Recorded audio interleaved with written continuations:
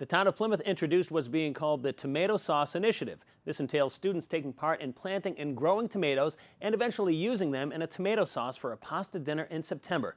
We stopped into the Hedge Elementary School to learn more about Healthy Plymouth's partnership with the nonprofit group Terra Cura and how they utilize the recently constructed garden beds throughout the community while allowing the school children to see the growing process of tomatoes from seed to sauce.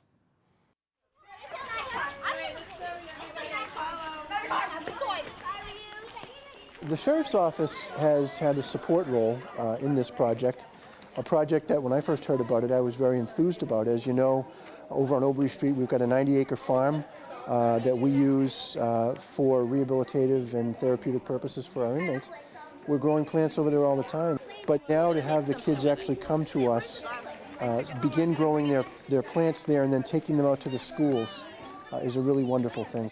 For us to have an organic garden in a school setting is very important. The kids get to learn permaculture principles.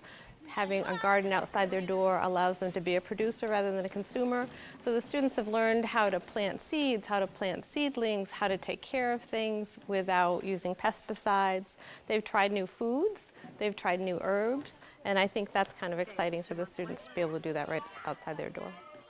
It's important for the student to see the process and what's involved in it, because it allows the student to visualize and understand how every single piece contributes to the growth of what they're growing and what they're consuming. For example, how bees themselves, how their role in the environment is simply to, how important it is for them to pollinate, how important it is for them to introduce the end product.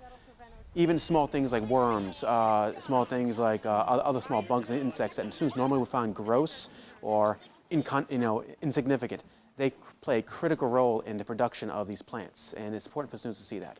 This is a great club. I've loved every minute of it. We started together in September, so we've been together every week since September.